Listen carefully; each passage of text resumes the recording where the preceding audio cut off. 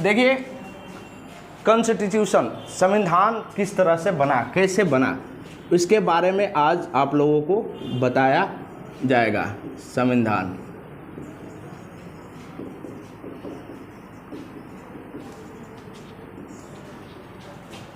संविधान ऐसे तो देखा जाए तो ब्रिटेन में पहली बार 1215 में, ब्रिटेन में पहली बार 1215 में वहाँ के राजा ने, वहाँ के क्राउन ने पहली बार एक मैग्ना कार्टा करके, मैग्ना कार्टा से राजा ने लोगों को समर्पित किया 1215 में, जो कि मौलिक अधिकार था। ये जो कि मौलिक अधिकार था, ये फंडामेंटल राइट था, जो कि फंडामेंटल राइट था, जो कि 1215 में वहाँ के राजा ने अपने लोगों को समर्पित किया। लेकिन भारत में इसकी उत्पत्ति किस तरह से ओरिजिन हुआ, किस तरह से एवोल्यूशन हुआ, मैं आज आप लोगों को ये बताऊंगा। भारत में दो बैटल ऑफ बक्सर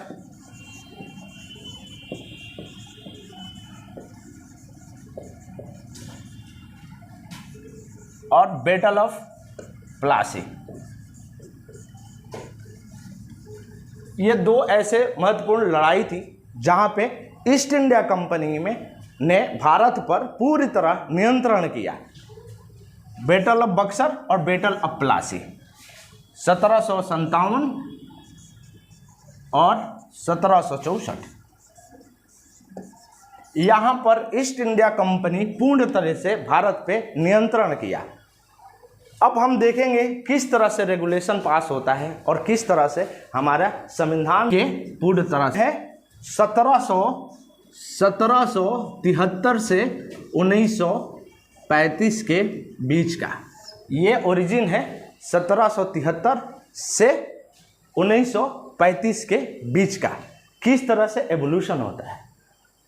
सांसद, ब्रिटेन की सांसद 1773 में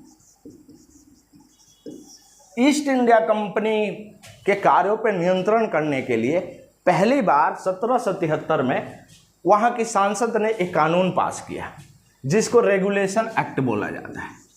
रेगुलेशन एक्ट पास किया किसके लिए? ये नियंत्रण के लिए, जिसको रेगुलेशन एक्ट बोला जाता है। ये रेगुलेशन एक्ट था क्या? यहाँ के 3 प्रोविंसेस, यहाँ के 3 प्रांत जो थे, बंगाल, दूसरा मद्रास,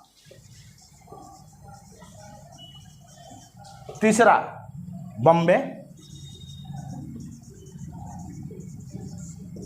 ये 3 अलग अलग ये प्रांत अलग अलग गवर्नर के से चलाया किया जाता था।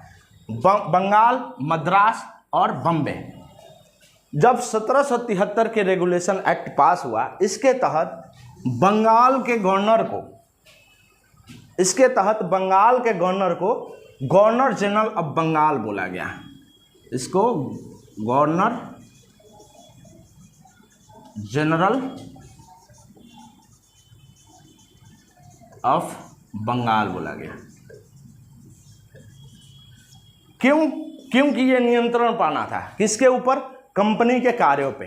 तो सबसे पहले जो गवर्नर जनरल के अधिकार था, जो पावर थी, उसको इन्होंने कंट्रोल किया और इसको पूर्ण तरीके से गवर्नर जनरल का नाम रखा और इसके अधीन मद्रास को और बॉम्बे को इसके अधीन लेकर आए। ये था आपके गवर्नर जनरल ऑफ बंगाल, जिसको बोला गया पहली बार 1773 के रेगुलेशन एक्ट में।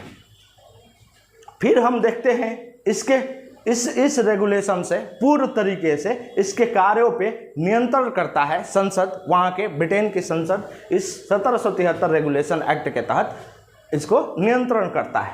दूसरा, इसी एक्ट से सुप्रीम कोर्ट, उच्चतम न्यायालय का पहली बार जो गठन हुआ था बंगाल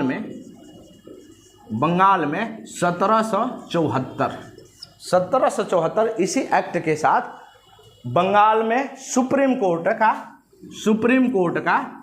उच्चतम न्यायालय का जो गठन हुआ था 1774 में इसी अधिनियम के साथ, इसी अधिनियम के साथ बंगाल में 1774 में सुप्रीम कोर्ट का अधिनियम हुआ था। दूसरा बदलाव जो हुआ था वो गवर्नर जनरल, बंगाल के गवर्नर जनरल, जे लिख देते हैं, आप समझ जाइए गवर्नर जनरल। गवर्नर जनरल के इसके 3 मेंबर हुआ करते थे, ये चारों मिलके 4 हो गए। इसके 3 और सदस्य मेंबर हुआ करते थे इस रेगुलेशन एक्ट के तहत। गवर्नर जनरल के 3 मेंबर, ये मतलब ये 4 मेंबर हो गए इस 1773 रेगुलेशन एक्ट के तहत। फिर हम देखेंगे इसमें आगे चल के क्या बदलाव हुआ। जो अगला जो आपका अधिनियम है 1700 अधिनियम के साथ ईस्ट इंडिया कंपनी में नियंत्रण करता है। 1781 में एक एक्ट पास किया। इस 1781 एक्ट के अनुसार इसको एक्ट ऑफ सेटलमेंट भी बोला जाता है, एक्ट ऑफ सेटलमेंट भी बोला जाता है। एक्ट ऑफ सेटलमेंट का मतलब ये था कि जो बंगाल प्रांत था, इस बंगाल प्रांत में 2 ऐसे स्टेट हुआ करते थे जो कि मद्रास और बम्बे थे। अब इसके 2 और प्रांतों को इसके अधीन करता है, वो था बिहार और उड़ीसा। इसको एक्ट ऑफ सेटलमेंट, इसमें ज़्यादा कुछ बदलाव नहीं हुआ था, बस इतना चीज़ें बदलाव हुआ था कि जो 1773 के रेगुलेशन एक्ट था, जो 1773 के रेगुलेशन एक्ट था, इस एक्ट में गवर्नर जनरल सेम रहते हैं, सारे चीज़ें आपकी सेम रहती है, इसके 4 मेंबर्स भी रहते हैं, लेकिन जो चीज़ें इसमें बदलाव होती है वो बदलाव होती है कि बंगाल के अंदर, क्योंकि यहाँ पे बंगाल जो था वो सेंटर पार्ट था, वो केंद्र बिंदु हो गया था। इस केंद्र बिंदु में 2 और स्टेट को इसके अधीन करते हैं, इसके कार्यों को इसके अधीन करते हैं, वो बिहार और उड़ीसा था। इन दोनों को बंगाल के तहत इसके अधीन करते हैं 1781 एक्ट के तहत, अधिनियम के तहत। इसमें और ज़्यादा कुछ बदलाव नहीं हुआ था। तीसरा था 1784 एक्ट, इसको पिट्स इंडिया एक्ट भी बोला जाता है। पिट्स इंडिया एक्ट, एक्चुअली पिट्स जो थे वहाँ के प्राइम मिनिस्टर हुआ करते थे। प्राइम मिनिस्टर कहाँ के? ब्रिटेन के प्राइम मिनिस्टर हुआ करते थे। तो इन्होंने नियंत्रण और चीज़ें पाने के लिए, उन्होंने देखा कि गवर्नर जनरल फिर भी ईस्ट इंडिया कंपनी के थे, तो उनके कार्यों पे और वो अधिकार पाना चाहती थी वहाँ के संसद, क्योंकि इनको रेगुलेट कर रहे थे। तो 1784 के ब्रिटेन के प्रधानमंत्री ने एक एक्ट 1784 को, जिसको पिट्स इंडिया एक्ट भी बोला जाता है, पिट्स इंडिया एक्ट भी बोला जाता है, इसके तहत इन्होंने इसके कार्य प्रणाली में 2 तरह से विभाजन करते हैं, और एक को बोलते हैं बोर्ड ऑफ कंट्रोलर, और दूसरे को बोलते हैं बोर्ड ऑफ डायरेक्टर।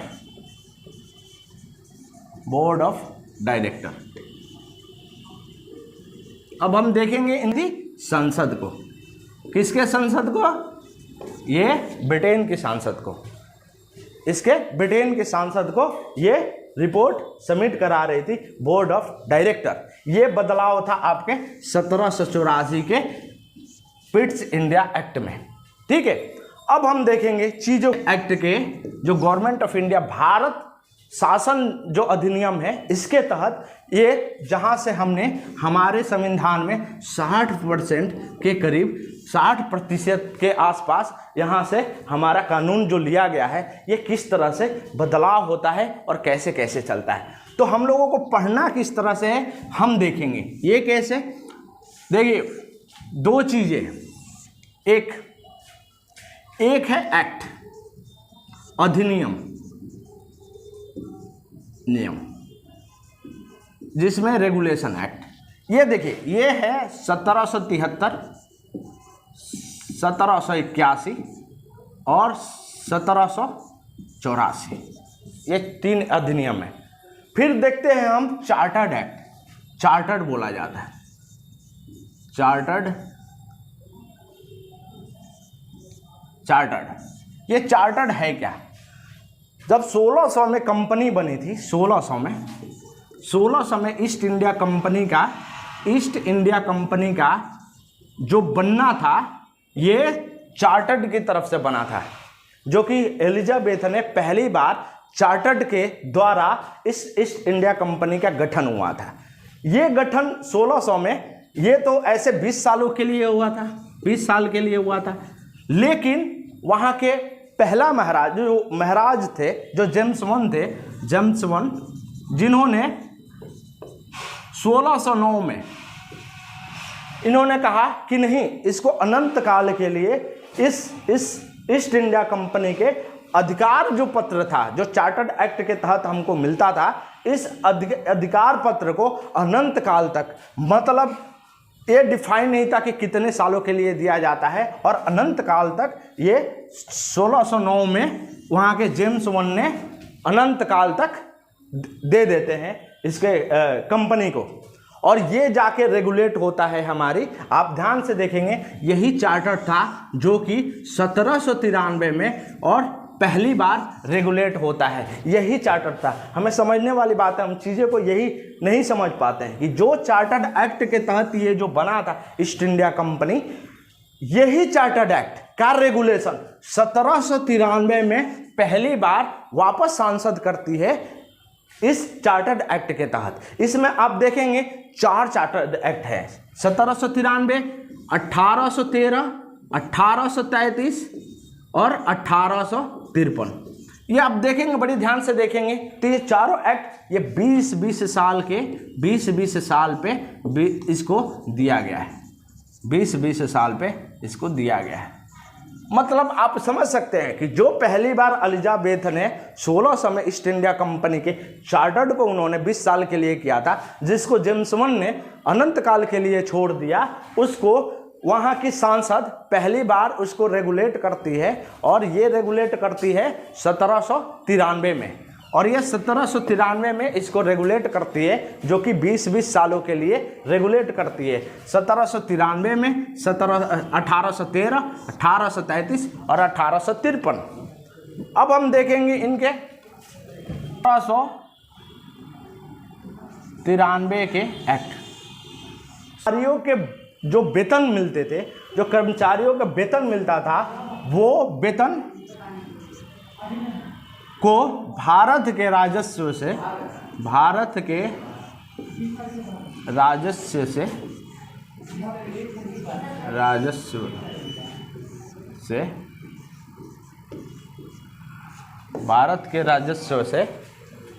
पहली बार 1793 में भारत के राजस्व से कर्मचारियों के वेतन, जो कर्मचारियों के वेतन था, वो भारत के राजस्व से 1793 में पहली बार सांसद कहती है कि अब, क्योंकि इसके चलते उन्होंने कहा था, एक्चुअली वो सोचते थे कि क्योंकि करप्शन हो रहा है, क्योंकि वेतन जो है वो बड़ी जल्दी पहुंच नहीं पाता है कर्मचारियों के पास।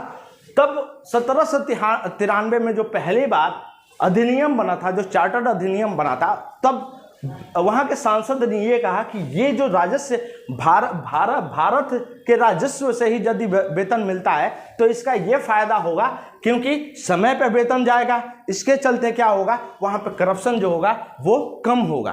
तो ये पहली बार चार्टर्ड एक्ट 1793 में इस अधिनियम को लागू करते हैं, और ये कहते हैं उसके नियंत्रण करते हैं कंपनी के उसके कार्यकाल पे, उसके कार्य कैसे चलेगा, किस तरह से चलेगा, और उसके वेतन किस तरह से दिया जाएगा, वो 1793 के अधिनियम के अनुसार होता है। फिर आता है 1813 के अधिनियम को 2 मायनों में इसको हम देखेंगे, 2 मायनों में ये अधिनियम है। पहली बार 1793 में, एक तो 20 साल के लिए इस अधिनियम को, जो अधिकार पत्र था, अधिकार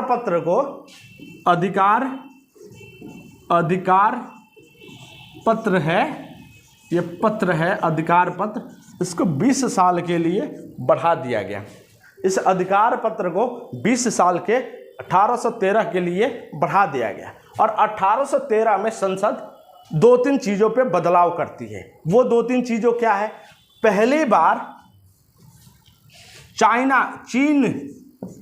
चीन और पूर्वी क्षेत्रों को, पूर्व के जो देश है, इन देशों को छोड़ के भारत में जो एकाधिकार था, भारत में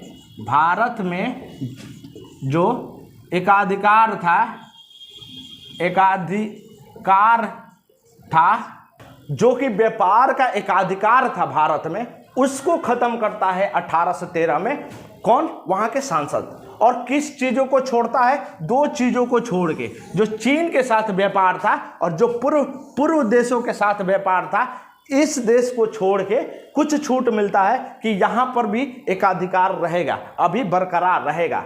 लेकिन जो भारत में एकाधिकार था, इसका मतलब यह हुआ कि आम लोगों के लिए ये व्यापार को छूट मिलती है कि भारत में आकर व्यापार करे। और ये आम जो व्यापारी थे वहाँ पे, जो ब्रिटेन के आम व्यापारी थे, उनके लिए छूट मिलता है कि वो भारत में आकर व्यापार कर सके, जो कि 1813 के अधिनियम के अनुसार ये हुआ था। इसमें एक और चीज़ बदलाव होता है कि वहाँ के जो पादरी थे, पादरी आप लोग को पता है पादरी क्या होती है? क्रिश्चियन जो होते हैं ना, क्रिश्चियन जो क्रिश्चियनिटी होती है, जो ईसाई धर्म होती है, ईसाई धर्म के जो जानकार होते हैं उनको पादरी बोला जाता है।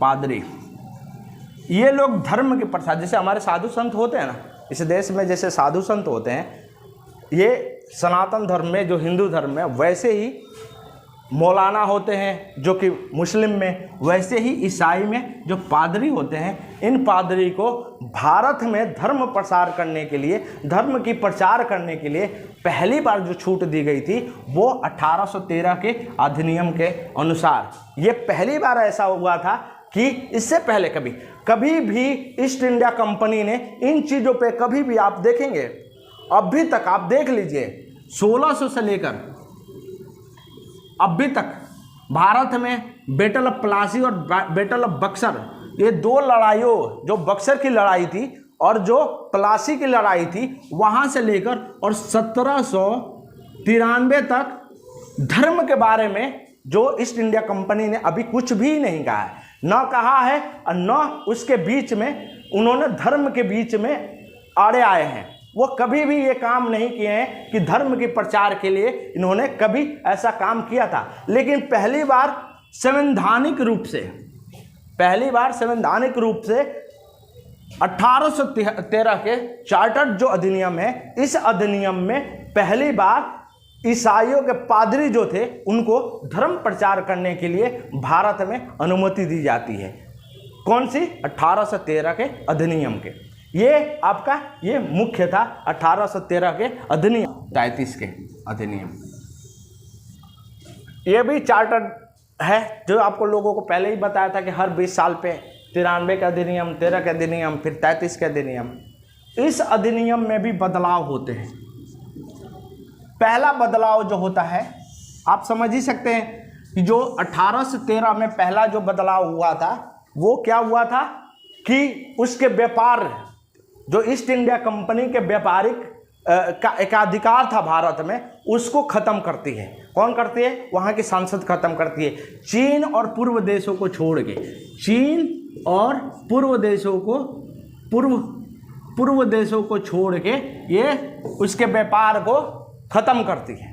अब हम देखेंगे 1833 में जो छूट था, जो चीन से और पूर्व देशों को, इसको भी खत्म करता है 1833 के चार्टर्ड में। इस चार्टर्ड में पहली बार पूर्ण तरीके से उसके एकाधिकार को, जो व्यापारिक एकाधिकार था, उसको पूर्ण तरीके से 1833 में ब्रिटेन के शासन पूर्ण तरीके से 1833 में खत्म करता है। इसके परिसर में एक चीज बदलाव हुआ था 1784 में। वो बदलाव क्या था? पिट्स इंडिया एक्ट में एक बदलाव हुआ था। वो बदलाव ये था कि जो परिषद के मेंबर हुआ करते थे, जो गवर्नर जनरल के जो परिषद के मेंबर जो 4 हुआ करते थे, जो मैंने बताया था कि 3 मेंबर और एक गवर्नर जनरल, वो मेंबर को पिट्स इंडिया एक्ट में कम कर दिया जाता है और इसको वापस 1833 के एक्ट में 4 मेंबर कर दिया जाता है। 4 मेंबर वापस 4 सदस्य वापस कर दिया जाता है। किसके? 1833 के एक्ट के साथ, 1833 के एक्ट के साथ फिर वापस कर दिया जाता है। तो इसके कितने पॉइंट हो गए? एक पॉइंट ये कहता है कि इसके पूर्व एकाधिकार जो था, जो चीन और पूर्व एशिया में, उसको भी खत्म किया जाता है। इसका मतलब क्या था कि आम लोगों को, जो आम व्यापारी थे, वो भारत में व्यापार कर सके। मोनोपोली मतलब एकाधिकार जो था, उस एकाधिकार को पहली बार खत्म किया जाता है पूर्ण तरीके से